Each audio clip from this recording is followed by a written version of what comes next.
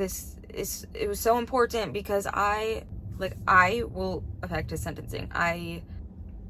God, all the jobs, I couldn't get any of them, even though I had 2 degrees, because when you Googled my name, all that came up was me being on camera. Okay, let's talk about, wow, how is it already this dark? I went into the police station at 4 and it's now dark. Hold please. Not the best lighting, and I do look a little bald also.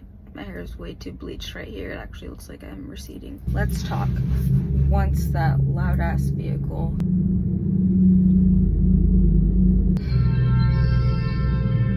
Speaking of PTSD, which I haven't spoken about yet, but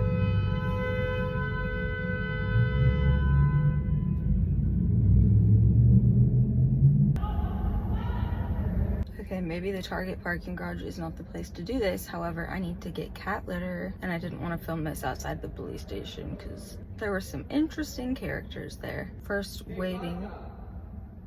Just gonna lock my car really quick.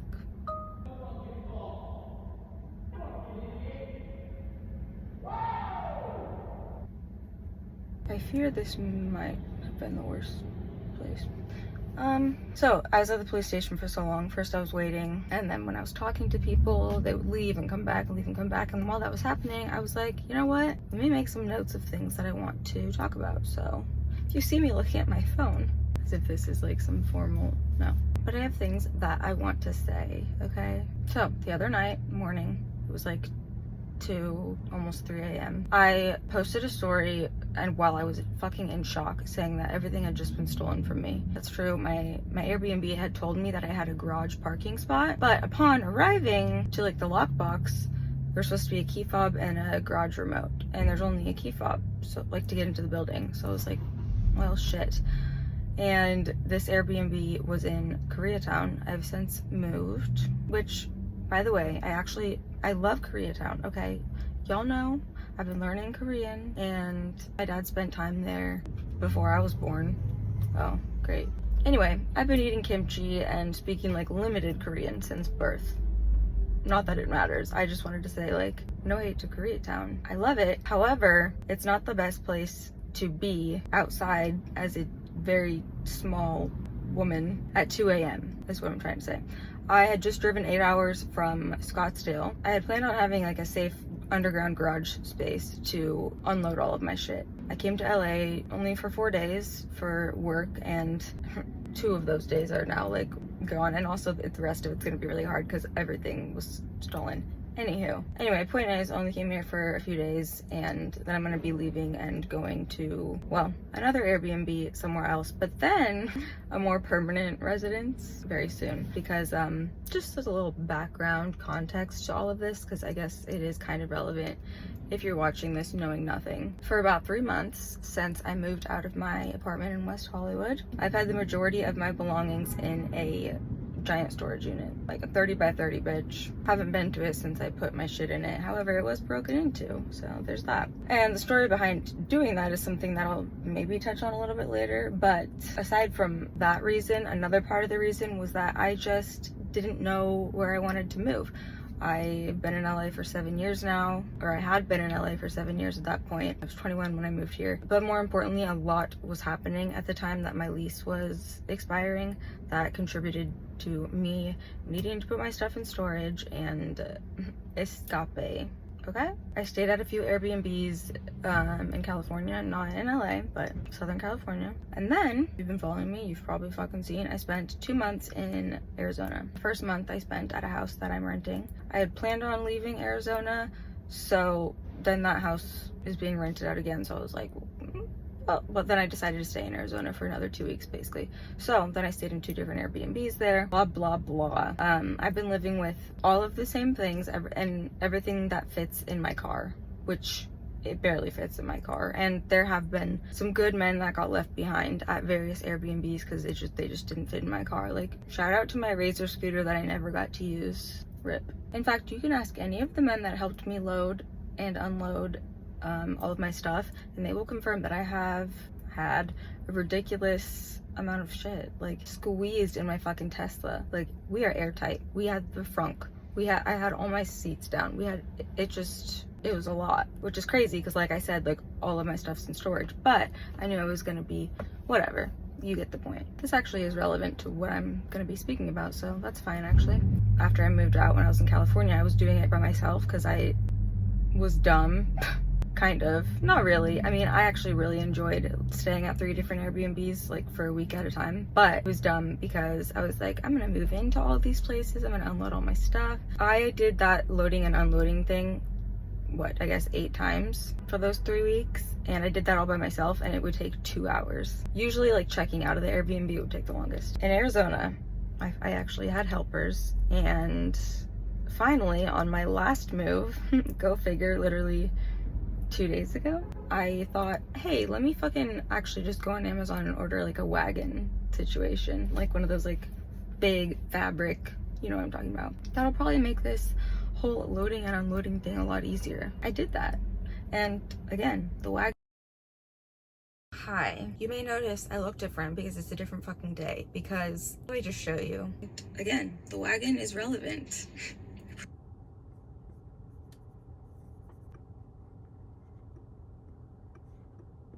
So that happened. It didn't export properly. I was like, fuck. I had already deleted all of the videos because I was like, it exported, I have it, I need to get rid of the space because I'm working with my old laptop that has no fucking space on it. So if I had my laptop that was stolen, this wouldn't have happened. Then I proceeded to pay $400 to try and recover the footage because I had already filmed it, which was an hour and a half, and edited it, which I don't know how long, but a long time, and also didn't want to have to retell the story. Still really don't want to have to retell this story and re-edit it again. But I've spent the past 2 days, so, like I have tried everything to recover this fucking footage, and it is nowhere. Disc drill has failed me. It's like, it's recovering videos from like 2018, really random ones. I think because they were so long, like they never fully synced to, not that they were, I don't fucking know. I'm gonna pick back up where I left off. I'm gonna do this horizontal this time because clearly I know that this is not an Instagram story. No, this is a YouTube video. And I'm gonna try and be faster than I was before. I want to cry. On the bright side, even though I had deleted like the note that I made, I hadn't deleted it from my recently deleted. This isn't one of those things where like I lose footage and then I'm like, this fucking sucks. I try to get it back, I can't, and I'm like, whatever. No, I want to refilm this because it's important. I don't want to refilm it, but I want this video to exist. So what are you gonna do? I've gone through 1 paragraph in my notes. That's how. I also feel like it's gonna be a lot less, like it might come off more cold because it's now been a week. I don't know. So I left off frozen for 40 minutes like this, talking about my wagon, which the wagon is relevant, I promise. I should have brought a beverageino because my mouth is dry. Okay, so Monday night, or Tuesday morning rather, when I got to my Airbnb, it was around 2 a.m. I learned that I have no garage access to the spot in the underground garage that I supposedly had. According to, you know, the Airbnb listing and the messaging, whatever, there's a lockbox that you go to get, did I already talk about this? I did, cool, sick. So I learned that I can't get in the garage, and if you know anything about Koreatown, you know that if you don't have a parking space, you are basically gonna be parking, I'm not, like, this is not an exaggeration, like a mile away or more, and walking to where you're staying, where you're living, whatever.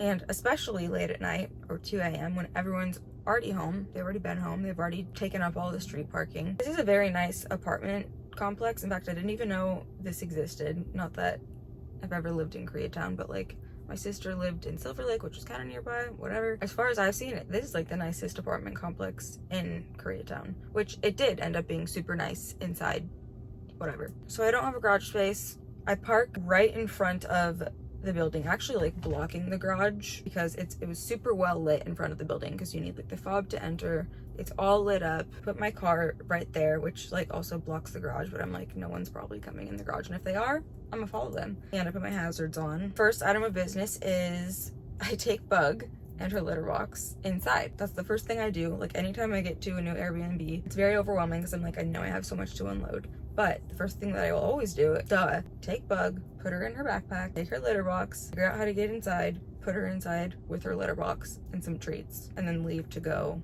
unload and whatever. Take her in, go to the 4th floor where I'm staying. It's very nice. I'm like, I am impressed. I am very impressed. I come back outside. I decide to unload my 2 suitcases, mostly because they were like at the back of my trunk. So I pulled those out. I put those inside the lobby. Look, honestly, I guess it's good that I did that because those were the only 2 men left standing. In those suitcases was just sweatpants, sweatshirts, big t-shirts, a couple pairs of jean shorts, and a couple crop tops. Quite possibly the least important things that I had in my car, but like those made it into the lobby. That's great, you know, I could put sweatpants on after this whole debacle. But honestly, those could have been taken too, and I would feel no differently about this situation, which I will get into. Go back to my car. It's only like a few feet away, and I fill my wagon full of all my shit. I am stacking, like I had these like bins that I've been putting like skincare, hair care, probably 7 different, no, probably more than that, backpacks, tote bags, weekenders, duffel bags, whatever. Like I have a couple for tech stuff. I'm like trying to think in my brain of all of the things. There was a skincare thing, there was a hair care thing, there was all my jewelry, there was laptop, actually my iPad. I'm just now realizing I literally didn't even think about that. I don't really use my iPad. I'm just realizing that, and I didn't have Find My on that. Okay, anyway, I'm getting ahead of myself. But I'm packing my life in this wagon, taking everything out of my car, putting it in the wagon, as one does. It was stacked, and at the bottom of it was my laptop case, where I had like my external hard drive mounted to the outside of my laptop, a few memory cards in my laptop case. I don't know what else. I feel like I had some other thing. Oh, in my laptop case was a ticket that I got when I was in Arizona for speeding, and I've been trying to figure out how the fuck to pay that, but there are so many different counties, and when you're in like an Indian reservation, it's basically impossible to figure that out. So like I may have a warrant out because I cannot fucking figure out. There is no way to figure out how to pay a ticket that you get. Whatever, moving along. The laptop was on the bottom of the wagon. It had been sitting on my passenger side because whenever I would stop to charge my car, I would work on it. And then the other thing I had up here, just because I was like worried about them maybe getting too hot, was not all of my tech stuff, but cube thing that had my 3 cameras in it, my nice cameras. I had a Canon EOS M50, a Canon G7X Mark III, and a Sony A6400 ? And a lens for that one, and their chargers. I just had those in my laptop up here. Point is, like, I put all of that in the wagon at the bottom because it was right next to me. And also, I mean, I'm gonna be putting stuff on top of it. Kind of just made the most sense. Oh my god, I'm realizing for some reason I was putting like papers in my laptop case, I think like to remind me to go online and pay certain things whenever I had my laptop. And there was an ambulance bill that was in there also. Again, like that shit really doesn't matter. None of the shit really matters except for the laptop, which I'm getting to. It's gonna be dark though. Okay, so now my wagon's full. The only 3 things that I opted to leave in my car: a vacuum that I bought when I was in Arizona, a backpack full of books. Lastly, it's in here, master's degree, because very random, I know, but it had just been sent to me whilst in Arizona, and it was like at the very front. It just wasn't, whatever. I didn't put that in the wagon, okay? It wouldn't have, it just wasn't important. So those were the 3 things. And then also whatever the fuck is in my frunk, I think is just like a Wi-Fi router and a modem. It's probably fucking ruined because of being in Arizona and that heat. I put my Wi-Fi like on pause and I was gonna like, it's probably just melted plastic up there at this point. But I don't know. I've opened the frunk one time and one time only. I just, the word frunk, the idea of it, I don't like any of it. I prefer not to. So literally all of the least important things. But that also was for a reason, because there was a lot of things that I put in my wagon that I knew I wasn't gonna need for a 4-day stay in LA. I probably could have consolidated things I would need like in one bag, minus like all my groceries. That is because I knew I now had to park my car somewhere on the fucking street somewhere. And despite my literal blackout tinting that I have on this car now, and I've never had this car broken into, but 3 or 4 times in my last car I had it broken into, and 3 of those, it was 4 times, because 3 times I had windows broken. One time, don't fucking remember what happened. I don't remember what it was like. Someone had this similar key fob.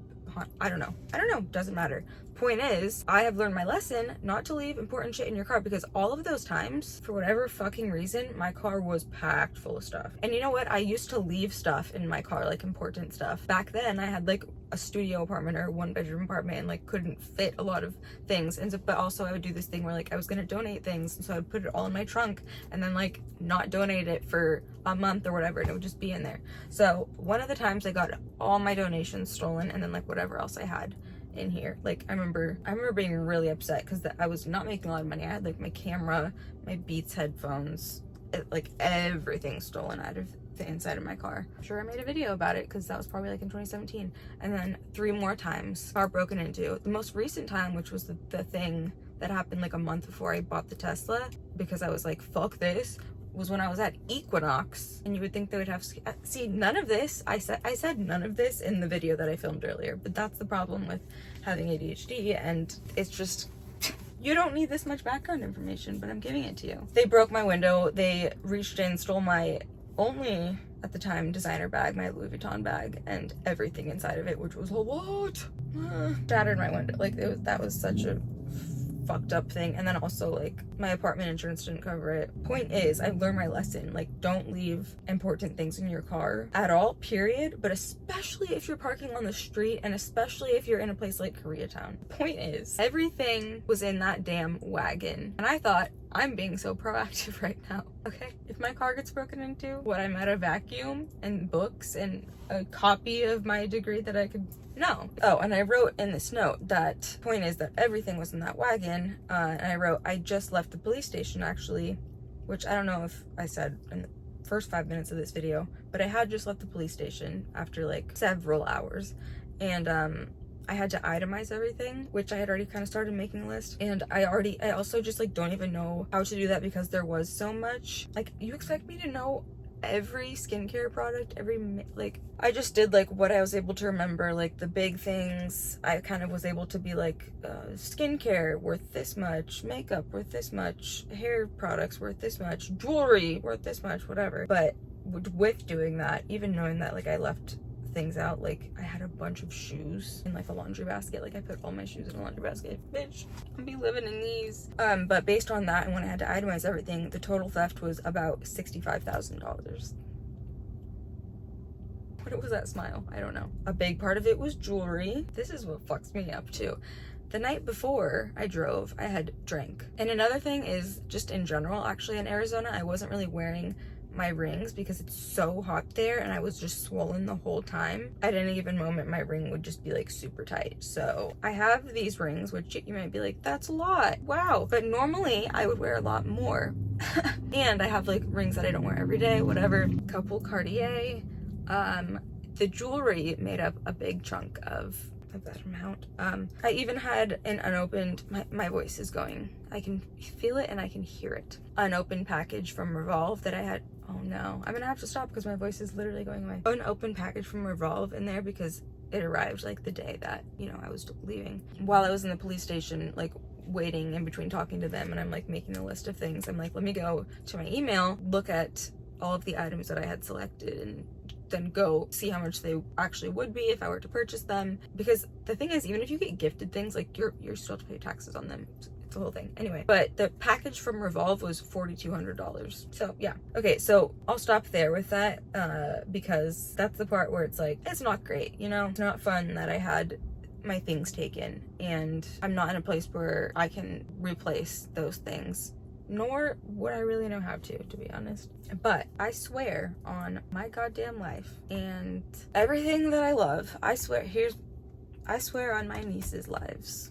And I only pull that one out when it is very serious, because those are the 3 best humans that are on this planet, and I only pull that one out when it is something very important that I would like to get the point across, that I swear on, I mean, fuck my own life, I swear on my niece's lives, you know? If all of those things had been taken, which they were, if they had all been taken aside from my MacBook, which I will get into later, but it was a Christmas present this last year. It was an expensive MacBook, but honestly it was probably cheaper than the Revolve package. So it's not like I'm like, oh my god, that laptop was so expensive. I digress. If my MacBook was still with me, and there's no point in thinking this, but I'm like, why didn't I just take that in with me when I had Bug and her litter box? And it's like, well, probably because I was using 2 hands with the litter. But like, I can't think that way because there's no point. But I swear on my niece's lives, if that was all taken aside from my MacBook, I would not have spiraled the way that it did. I would have, don't get me wrong, I would have been very upset and very frustrated and probably frantic in that moment. I was gonna say to a normal level, but honestly not even to a normal level.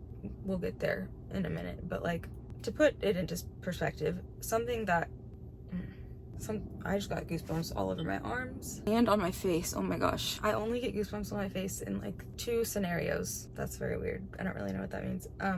But to put it into like perspective, I realize I haven't even talked about it being stolen yet, but clearly it was stolen. There were 3 things that I thought about: my laptop, the hard drive. We are not. Nope, nope, nope, nope, nope, nope, nope. We are not crying. No, no, no. I haven't cried since the night that this happened, and I don't want or need to cry right now. The third thing was a little custom urn with the ashes of my stillborn daughter.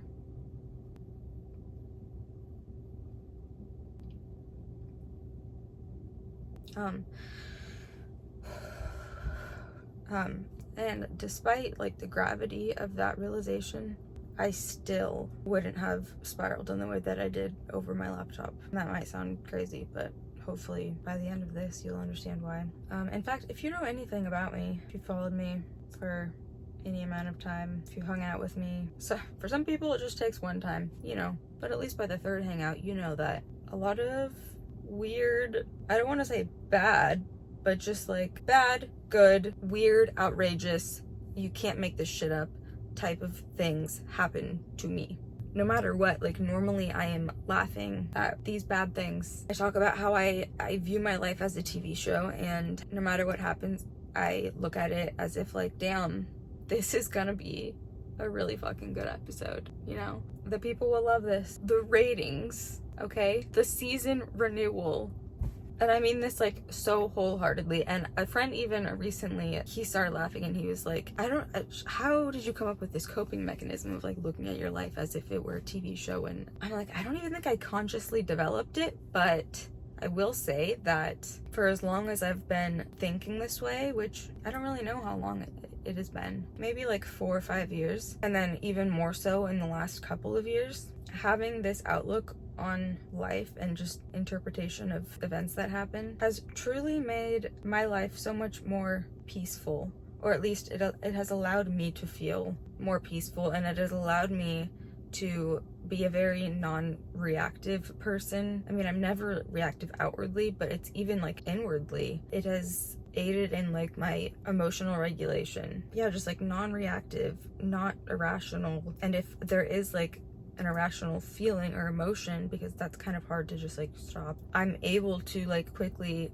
it just automatically happens where I'm looking at my life like a TV show. Yeah, it just allows for, you know, emotional constancy, object constancy, contributes to regulating my emotions. And like, that's not to say that I don't feel things. I mean, I do, clearly I do, but I deal with my feelings in a healthy way, and I transmute my emotions. And moving right along, because I've been talking too long about this and the sun is setting. After that tangent, I'll end with this and then I will come back and continue this tomorrow. So the wagon, why does the wagon matter? So this apartment complex has, let me actually just refresh your memory on what I just said. I put the 2 suitcases in the lobby and I came back to my car, which is still right in front with the hazards on. This apartment complex has a long flight of stairs up to the entrance of the building that lead to the lobby. So when I had my suitcases, I was like, I'm just gonna run up there, put them in there, whatever. Didn't really think about it. I assumed, as one does and one would, that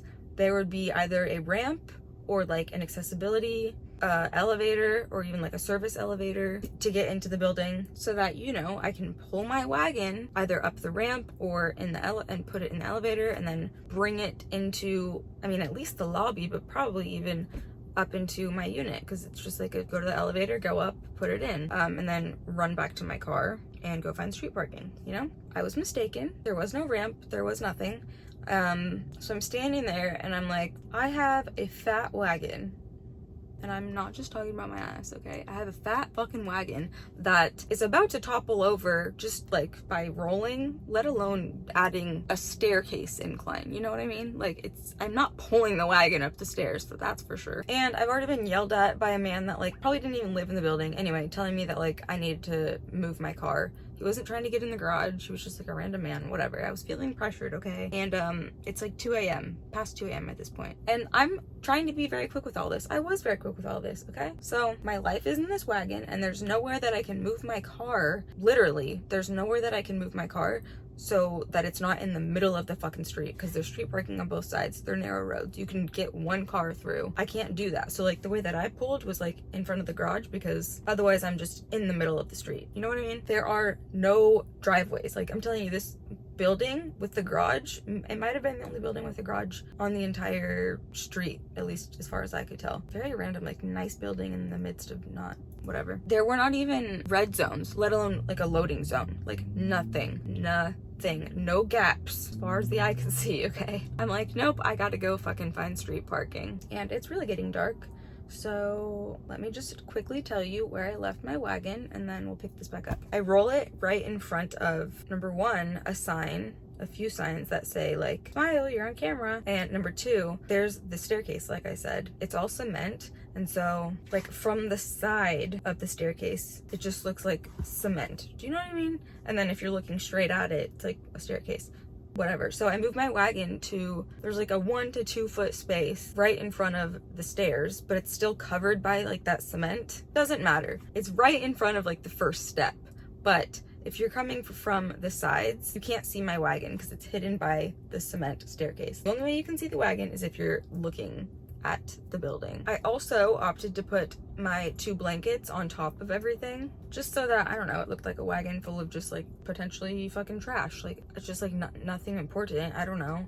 It also like just made the most sense to me to do that. Okay, and that's where I will leave you for now because it's getting dark, but you'll see me in 2 seconds. Okay, quickly picking up where we left off yesterday, because it's like the same time the next day. The sun's about to set and I've been busy all day, so let's get back into it. I get in my car, I'm zooming around all of the fucking surrounding blocks, and like when I tell you there was no street parking anywhere in at least like, I don't know, a 0.5 mile radius. I mean, I want to say more, but honestly, who knows? I'm not kidding.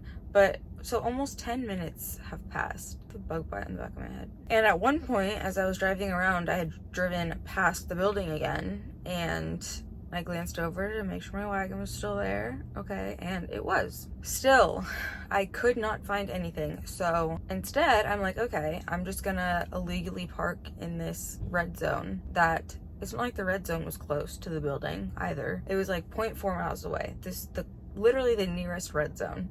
So I parked there. It's like 2:15 a.m. and I'm like, I'll be fine for, 30 minutes or, however long it takes to unload my stuff into the lobby and then proceed to run back and move my car probably 2 fucking miles away because I still hadn't found street parking, and then run back to the building with my taser.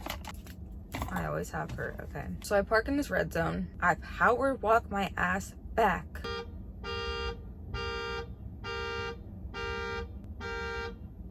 I'm also wearing, because I had just come from Arizona where it was 117 degrees. I'm wearing, it doesn't really matter. There's some aunties yelling at me, Korean, cat calling me, which like, bitch, I speak mediocre Korean now.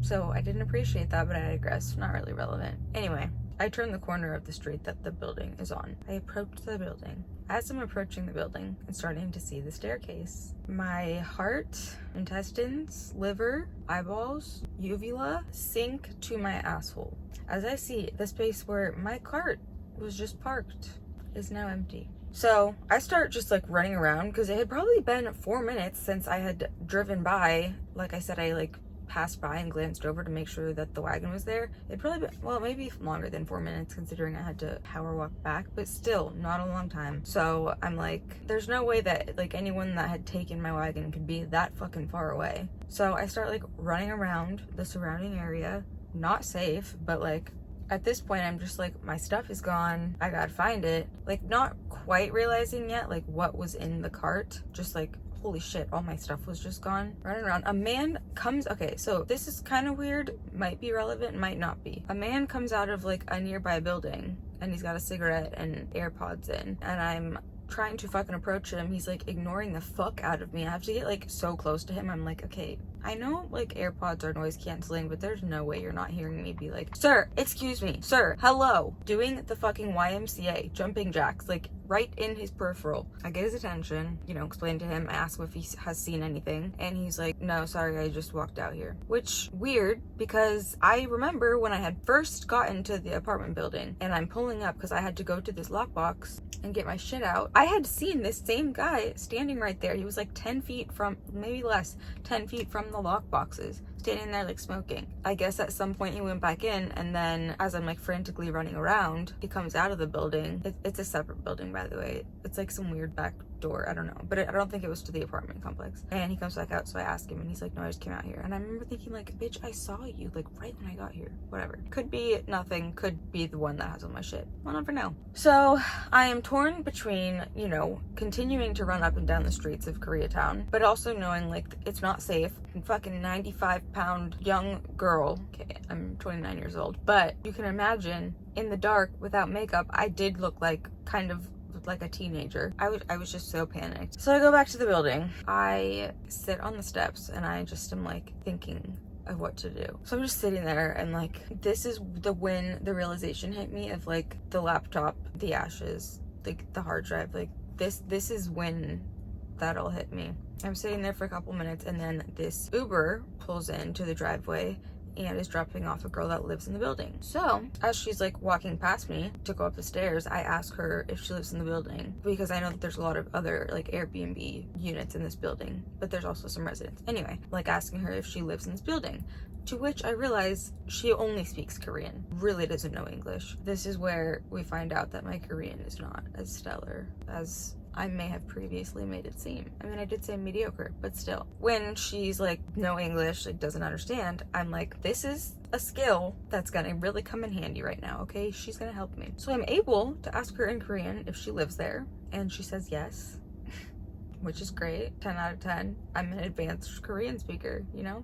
Okay, so I then proceed to try and ask if she has like the number of the manager, the landlord, the, you know, the property manager, whoever the fuck owns the building or works in the office, so that I can get the CCTV footage, because like I said, I put all my shit right in front of a sign that's like, smile, you're on camera, and like I see the cameras, whatever. So I am asking her in Korean if I can get the number of the building manager or someone. I do think she like motions for my phone so that she can put it in. I do actually believe that she gave me her number. Later I looked at it and it like had auto-filled with her like photo, and I was like, that's the girl that I saw. So, you know, I got a Korean girl's number, which maybe I'll marry her one day and it'll be worth it, but I'm gonna keep on doing those lessons, what I learned from that. And then I did actually end up meeting the managers the next day. At some point the next day, I'm like making food, I'm like opening drawers looking for, you know, utensils, and I find the fucking garage clicker. I'm like, sick. So I go down to my car and bring it back to the garage, and that's when like this older couple was getting out of their car, and they were asking me if I was Airbnb, blah blah blah. I'm like, do you happen to like know the owner? And they were like, we are the owner. And I was like, can I come and see the CCTV footage? And they were like, come back tomorrow. Long story short, at the time that I filmed this video the first time, I was like, I'm gonna go back tomorrow and see, but I was never able, like the office was always closed. So I mean, it's been, I don't know, what, a week now? Almost a week since I was at the police station. I haven't gotten a call from a detective yet, and so like, who knows how long they keep their fucking footage for. I've tried, whatever. Back to that night. I give up. I'm fucking exhausted, and my body, I start to feel like I'm about to have a panic attack. I go inside, move my 2 suitcases, roll them into the elevator up to my unit. I got sweatpants and sweatshirts and a couple of shirts, you know? And, you know, very, like I said, very nice building. Really wish I would have arrived during the daytime. I don't know if I already said this, but my dumbass was too sleep deprived to check out on my Airbnb in the morning and just drive straight back, because I went out the night before, and I ended up going to Courtney's house, my best friend, to try and rest and nap, and then drive back. It should be like a 6.5 hour drive, and with a Tesla, like, you will probably have to stop and charge 1.5 times, so like a full charge and then like another half charge. But I had to charge my car 4 times because my battery is like, I guess, fucked after, you know, Tesla boob sweat gate, trapped in my car gate, 2K24, May 2K24, if you know, you know. I had to stop at 4 different chargers to charge my car. And when I got to the apartment, I had 2 miles left. I also knew, like, I cannot drive around a lot and try to find parking. And then, like, also the next day, I do not know. I got lucky once, okay? The closest supercharger was 4 miles away, and I tried to drive slowly there, and ended up being actually a hotel where you had to, like, valet, and they would go charge it for you, and you had to, like, pay. But I was like, as long as my car didn't break down, you know? So even though I left later, it should have been like a 10 p.m. arrival instead of 2 a.m. So I get inside. I'm then also realizing, like, all of my groceries are gone, and also all my medication, which isn't a lot, but like the emergency meds that I have for, technically, like, I could take them if I'm like feeling a panic attack. I don't really have to do that. But what they are useful for is, like, if I feel and I'm able to catch some sort of PTSD episode, like a flashback coming on, or it was helpful, like, when I was, like, in a relationship, if my partner was there, sometimes, like, I would already be, like, fading, and, like, I would not be really reachable, and they would, like, find my meds and give them to me. So there's that. So those are gone. My fucking seizure medication that I have taken every day since I was like 4 or 5 months old when I had my first seizure, that's taken. So that did not help my situation. Luckily I was able to get that like the next day. But so I don't even have water, okay? In fact, it's weird, all of the Airbnbs I've been staying at have had like spices, and like some of them even had like stocked pantries, but this particular Airbnb did not have even water, not even like a Brita filter. In fact, the only thing that this fucking Airbnb had was, number 1, Svedka, 2 full bottles of Svedka in the freezer. Number 2, K-cups. Number 3, sugar cubes, a box of, what is that brand? Just like that pink, whatever, a box of sugar cubes. And number 4, garlic powder. Tell me what the fuck I'm supposed to do with those ingredients, okay? No. So I ate probably 30 to 40 sugar cubes. I'm not kidding. And I drank fucking Svedka, which, did it hydrate me? No. But like, first of all, not the worst idea when I'm like trying to cope in this situation, okay? I'm not a vodka drinker either. Sugar cubes and Svedka is crazy. But I'm like, no, I'm not drinking LA tap water, okay? At the time I was still like getting over the sickness that I had because this motherfucking man gave me, I don't know if it was COVID or just a really bad flu like a week prior. You know, I have enough problems at the moment, and like my immunocompromised ass does not need fucking arsenic poisoning from tap water, okay? So Svedka it was. Okay, so the laptop, okay? Why did the realization that it was taken actually, and I'm using this word in the proper fucking way, okay? Why did it trigger me into a full PTSD flashback, followed by maybe the most intense dissociation I've ever experienced, or at least like drawn out for the longest time? I don't know. To the point, like, I remember my first story post on Instagram where it was a video of me talking, explaining what just happened, and I was like visibly upset. I remember doing that, but I have no fucking memory, no recollection of posting the next, I guess, 2 slides that may have just been like a black screen with text, may have been like a photo with text. Like I said, don't know. Actually, did I say that? I'm trying to remember like what I said in the first video versus, basically I went back to see like what the fuck did I post, because I had actually deactivated all my social media at some point during that dissociation. And I guess I had also deleted my posts, so they weren't in my archive. Don't know if I already mentioned that in this video. So something you need to understand if you don't have either, number 1, like the firsthand experience, or number 2, like the knowledge of the condition of PTSD, whether by experiencing it like secondhand or, you know, you've studied it and everything. So, you know, if you don't have either of those things, something you need to understand is that like in that moment, I was not there at all. Okay, I'm getting ahead of myself. The laptop. That laptop had, for lack of a better way to put it, my entire fucking world on it. Actually, that's not even accurate. That's actually not correct. That laptop had my justice, my chance to get the goosebumps, a chance to get restitution for being sex trafficked when I was 21. And this is a fucking thing that I didn't want to talk about again. That laptop had years of work, so time consuming, and more importantly, like energy draining, and so much wear and tear on just my mental health. So there's like a few aspects of it. One, I've been making a video or videos, documentary, several videos on the GirlsDoPorn sex trafficking, and you know, the incident itself, the aftermath, the destruction, the eventual 5 years later incarceration of the criminals, and just the ongoing court hearings and sentencings that I attend. And there's supposed to be one.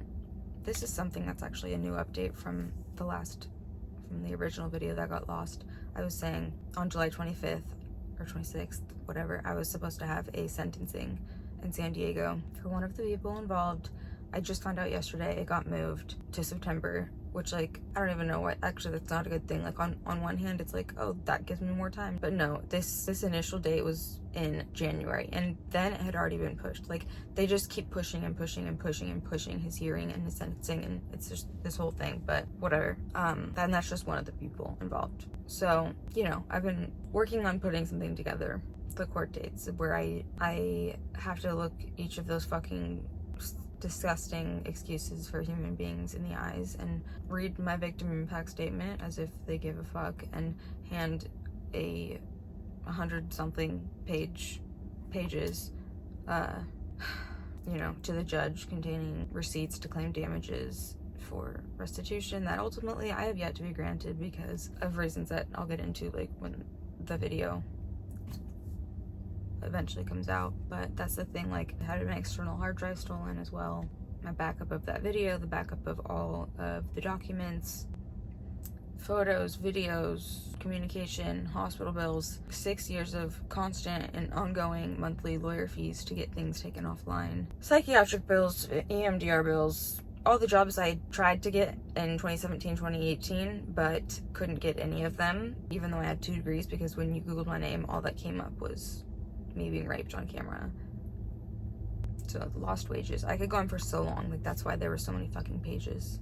And that's just, like, monetary. Like, this thing fucked up so many aspects of my life. Yeah.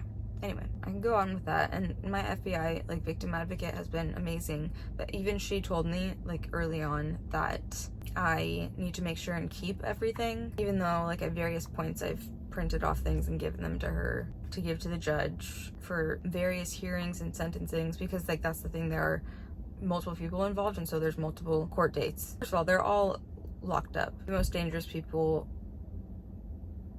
I just realized that there has been another update since I made my last video. But anyway, it's crazy because it's like we're not done, despite I was one of the last people that this happened to.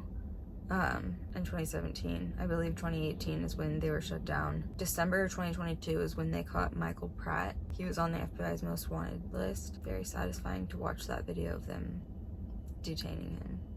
We're losing the point here. I'll save this for when I have it in me to, you know, try and replicate what I did over the last several years. But also, fun fact, we weren't allowed to refer to it as sex trafficking until, I want to say, 2023, end of 2022 and early 2023, and instead we had to refer to it as the GirlsDoPorn business model.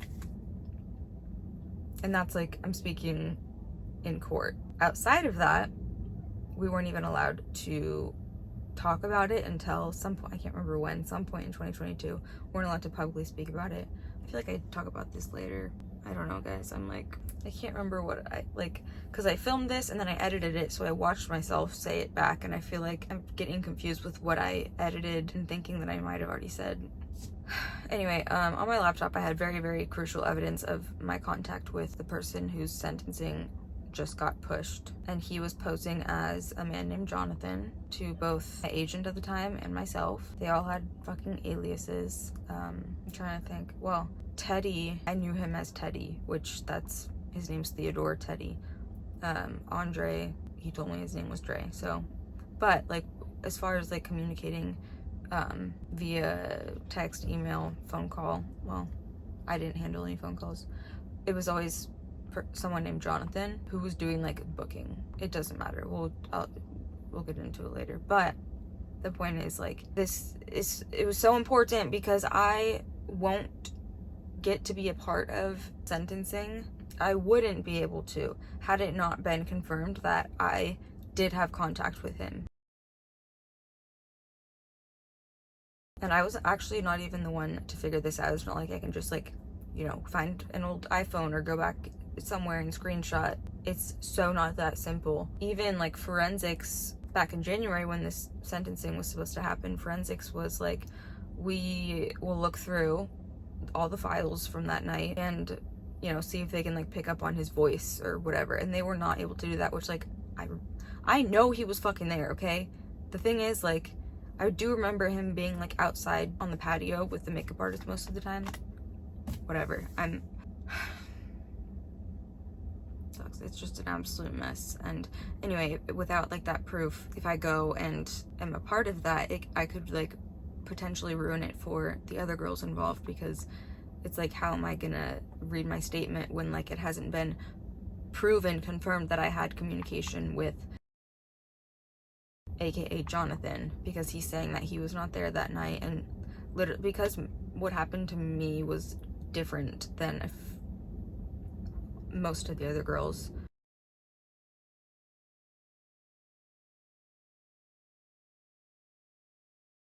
It actually really does matter, and it will affect his sentencing.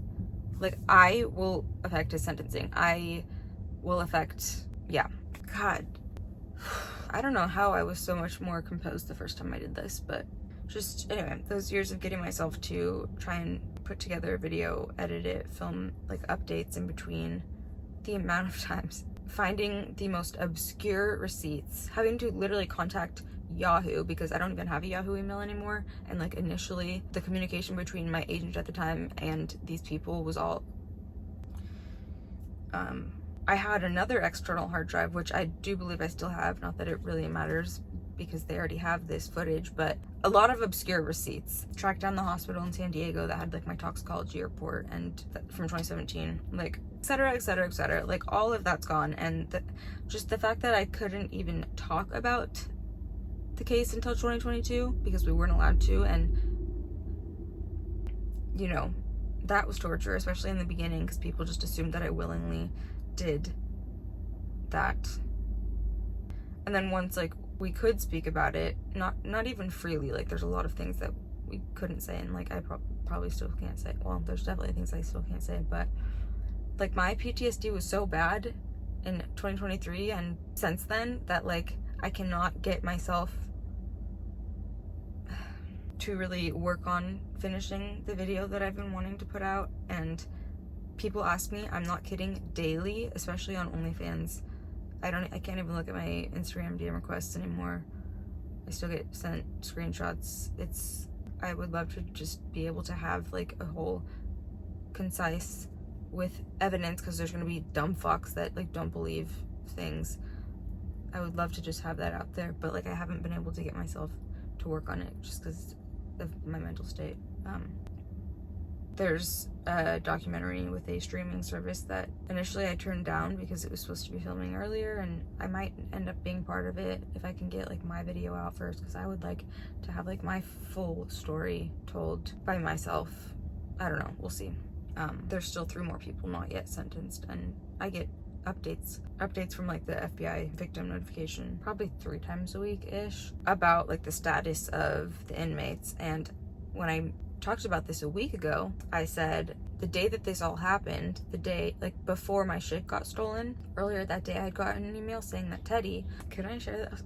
I think it's fine, whatever. Teddy, aka Theodore, aka the videographer, aka the man who witnessed me being drugged, me being assaulted, raped, tortured,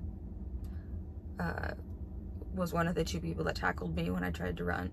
I had gotten an email earlier that day that his release date had been moved up yet again, because initially I want to say it was like 2036 or something, and then I just keep getting fucking emails like his just to let you know, his release date has been moved to this day and he's held at this prison. And that day I had gotten an email that he was going to be released in 2026. And to me, that scared the fuck out of me. I was like, that is so soon. 2 days after I filmed that, I get an email. I'll put it in here. Essentially, he's being moved to a halfway house for a year and then he's just free. He's being moved like in less than a month. And like, not to mention Andre only getting 20 years. Because what? And it's probably gonna be less than that. And I mean, we're pretty sure that Pratt is gonna have life, you know. But damn, the Andre shit scared. If you don't know, was the performer, and he's the one that orchestrates a lot of the blackmail and sending the videos to family. For me, it just so happened that like the day that they came out, someone was like, that's Annie Mishler, she's on YouTube. I like immediately changed my name to Annalise. That's why I've only gone by Annalise since that happened. Like I was always Annie before that.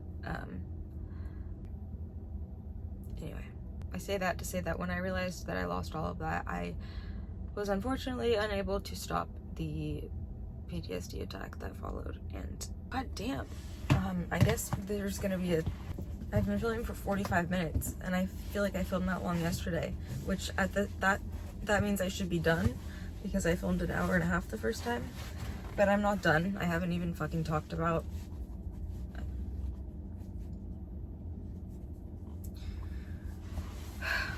I'm gonna finish this tomorrow and get it up as soon as I can.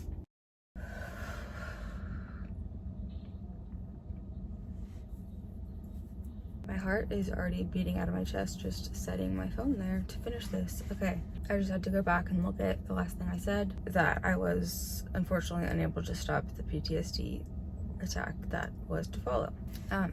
This tank top is like way too big. It felt similar to other times, but also different. It was like I wasn't in my Airbnb. I was back in that hotel room, which that's not uncommon. Like if I have flashbacks, that's usually how it goes. Only like this time, along with like the rape and everything else that was happening, I was feeling whatever, like flashes of me in court, like from above in the same courtroom, naked for some reason, but mostly empty-handed. Like I didn't have all of my everything that I need for court, and I'm seeing that while I'm having this PTSD episode. I don't really know how to explain it other than it's a really like a mix of things. It's not just like a flashback, it's not just like I'm derealized, it's everything combined. So I don't really know how to explain that. But and then there's like this also like another part of my brain at the same time. God, even this is like making me thinking about like having to continue to explain to every romantic partner that I have for the rest of my life, which like this last time I thought it would hopefully be the last time that I had to go through like someone getting to learn whatever. Anyway, having to explain like to the next partner why at 26 years old I decided to start an OnlyFans, but that I haven't filmed for over 2 years. I did that so that when people Googled me, they would be more likely to see things that I filmed consensually with a boyfriend or by myself than what you were seeing from 2017 to 2020.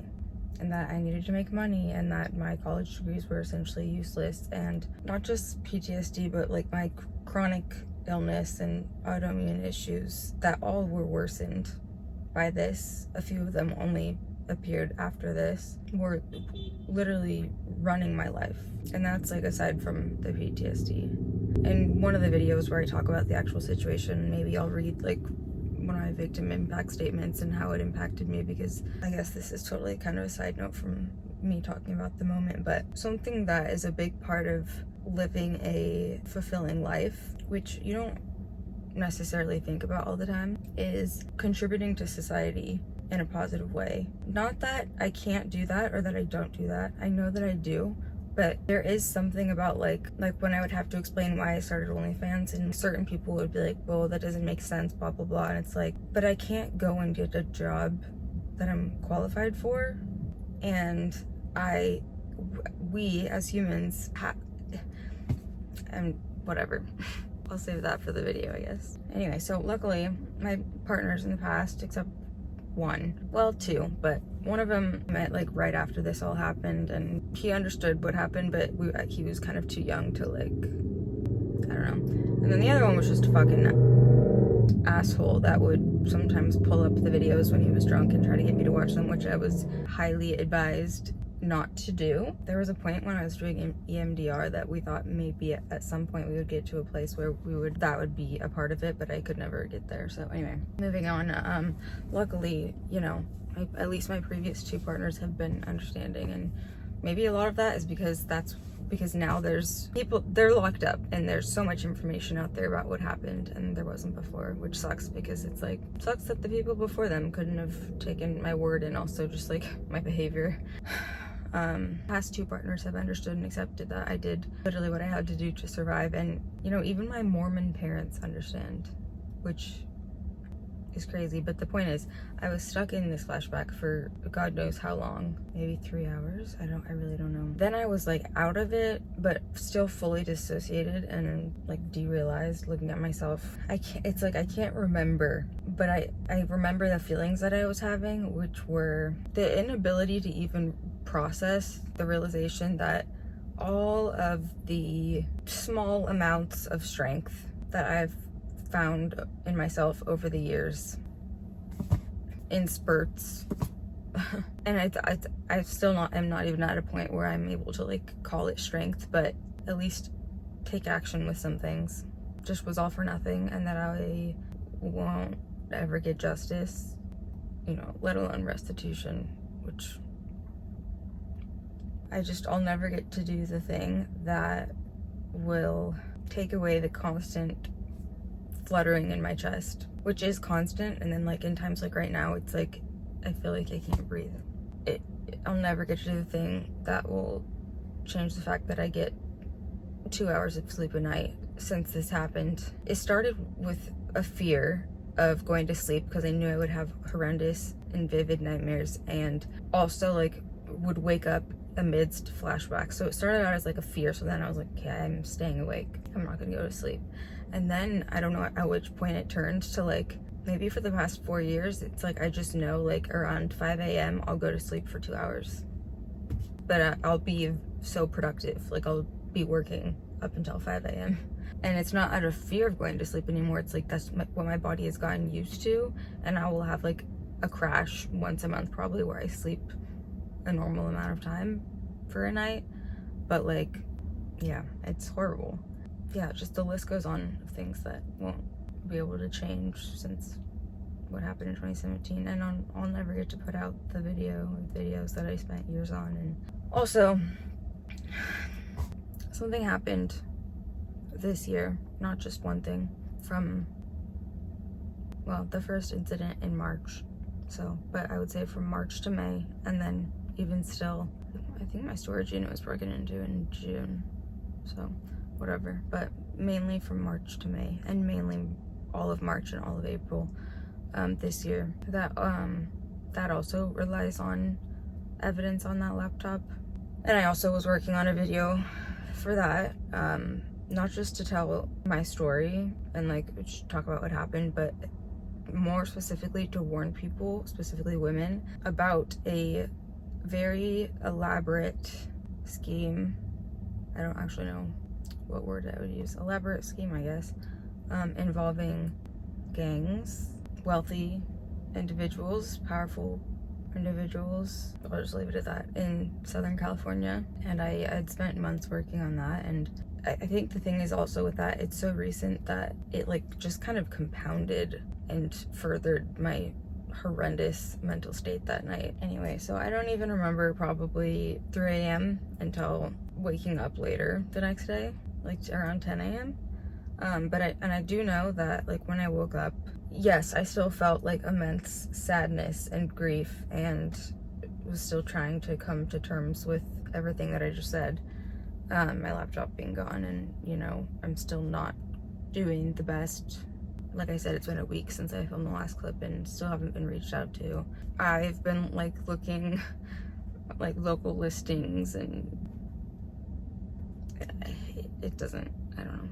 And then just like literally every day there will be something where I'm like, shit, I don't have that, I don't have that, I don't have that, I don't have that, because like everything that I've been living with was taken. And just realizing, like, I swear, like it's every day I will be realizing things that don't have, and I'm like, shit. And so that's been a whole process. Like I still don't even have like a new license. Like another thing that causes me a lot of pain with this is, you know, after this happened, the day after this happened, my dad even, you know, cried for me. And as my dad, and knowing that these things were were so important to me, and they were going to bring me the peace and hopefully like help me honestly not be living in a semi-constant hell for several years. Then specifically with what happened this year, he was the one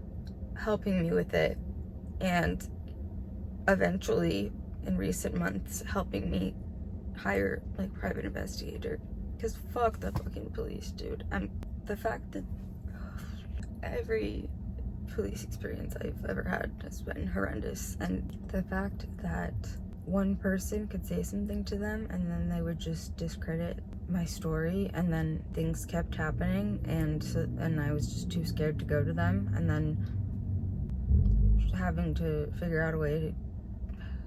Anyway, he was the one that was with me through all that, and he just was letting me know that he's broken for me, and that the evidence is gone, and, well, not gone, but stolen and somewhere. Or maybe the person like fully wiped the computer and sold it, who knows. Honestly, I hope that whomever stole my wagon really needed all of the things that were in there, except for the laptop.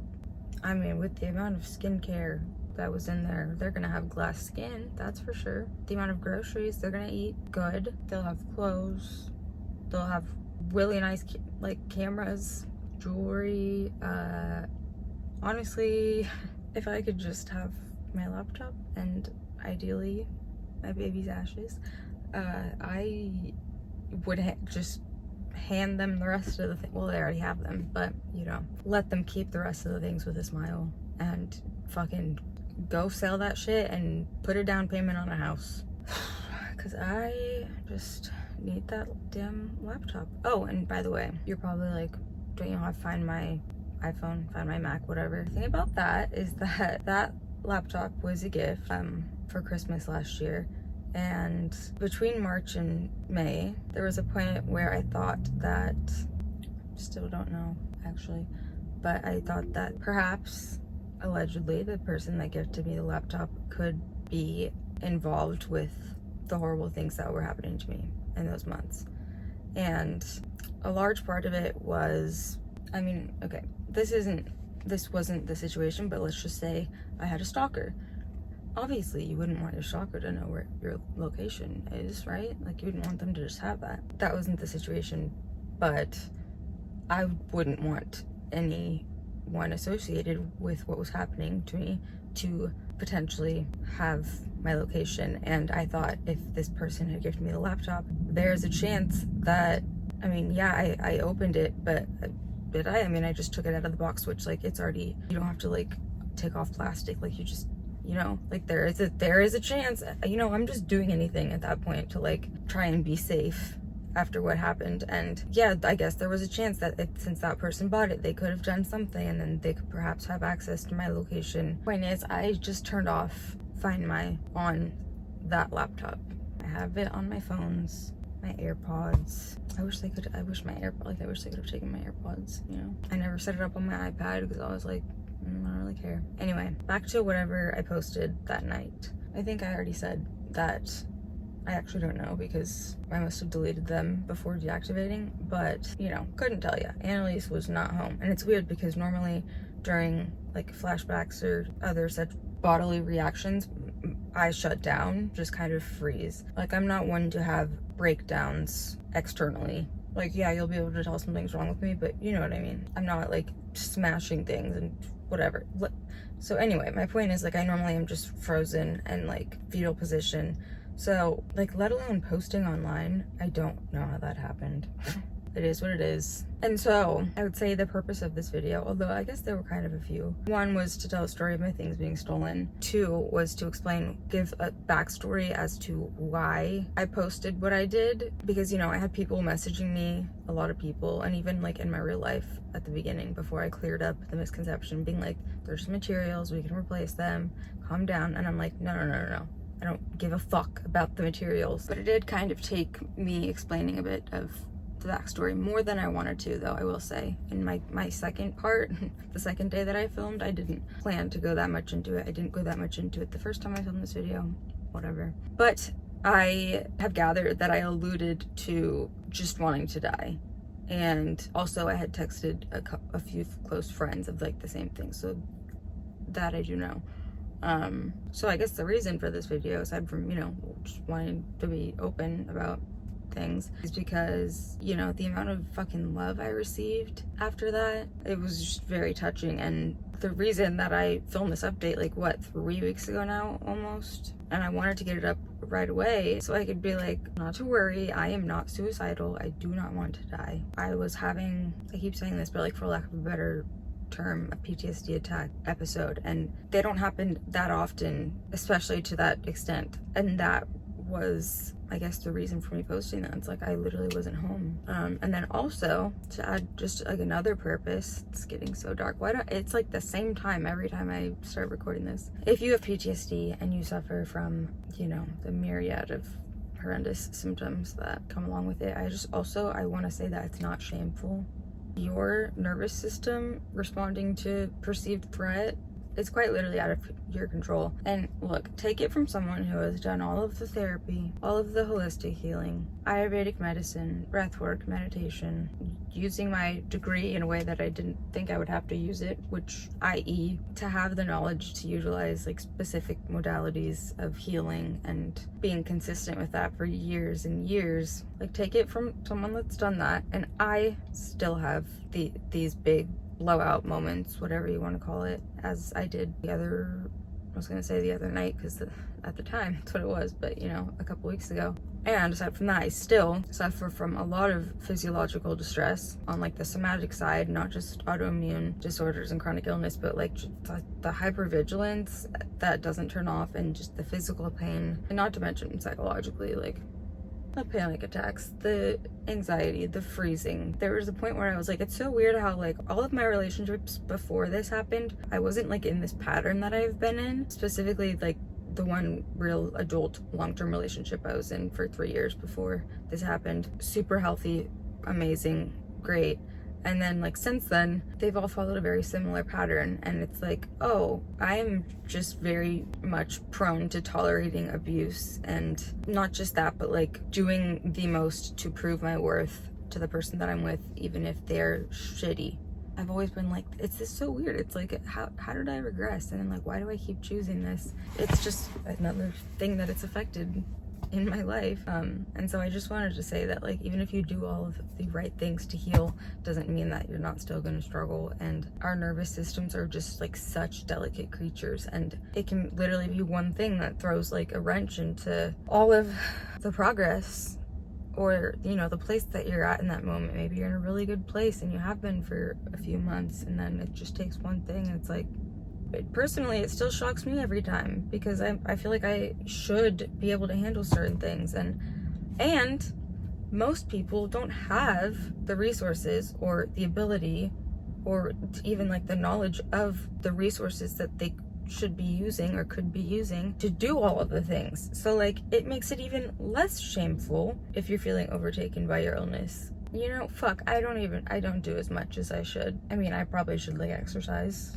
more, eat a vegetable. That's not PTSD, that's just like general health, but I'm sure it would help. Yeah, whether it's PTSD or depression or borderline, or besides narcissistic personality disorder, antisocial personality disorder, low-key, I can't help you, sorry.